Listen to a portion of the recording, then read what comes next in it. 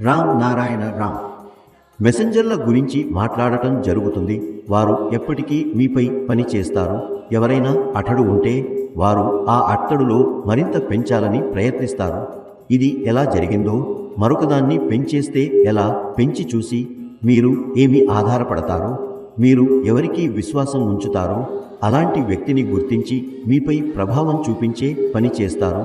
వారి ఏకైక పని ఏమిటంటే ఇద్దరి మధ్య తప్పు అర్థం ఎలా సృష్టించాలో, ఎవరైతే ఎక్కువగా ఉండాలనుకుంటే వారిని ఆపగలిగితే, బద్దలు కొట్టగలిగితే. ఇది కూడా ఒక ఆధ్యాత్మిక ప్రపంచ నియమం. వాస్తవానికి మన మధ్య ఈ విధంగా విభేదాలు పుట్టించేవారు చాలామందే ఉన్నారు. మెసెంజర్లు కేవలం విదేశీ శరీరాలు కాదు. వాస్తవంలో ప్రతి వ్యక్తి ఇతరుల మెసెంజర్గా మారినాడు.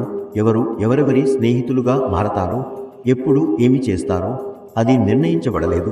ప్రతి ఒక్కరూ ప్రతి ఒక్కరిని మెసెంజర్గా మార్చుకుంటారు. గుర్తుంచుకోండి, తల్లి మరణిస్తున్నప్పుడు అలా చెప్పుతుంది, చూసి ఉండండి, మీరు ఏది చేసినా ఈ దేవుని దగ్గరకు వెళ్ళవద్దు. చివరగా శ్వాస తీసుకోగానే ఇది ఒక బలహీన బిందువుగా మారుతుంది అని చెప్పింది. ఇక్కడ ఆ తల్లి తానే మెసెంజర్ అయిపోయింది. అందుకే నియమం ఉంది. ముందుగా చరిత్రను చూస్తాం. ఏవైనా మహానుభావులు వారు మనతో ఉన్నా వారి చరిత్రను చూస్తాం, వారి అభిప్రాయాలు, ఇక్కడ సమాజంలో వారు ఎలా పనిచేస్తారు. ఈ రెండు మీద నమ్మకం పెట్టుకుని పూర్తిగా ఆధారపడి మనం సాగిపోతాం. ఎందుకంటే పుట్టుకలో మహానుభావులైన వారు ఎలాంటి ఆశ్రమం లేదా ప్రతిష్టానంలో చేరరు.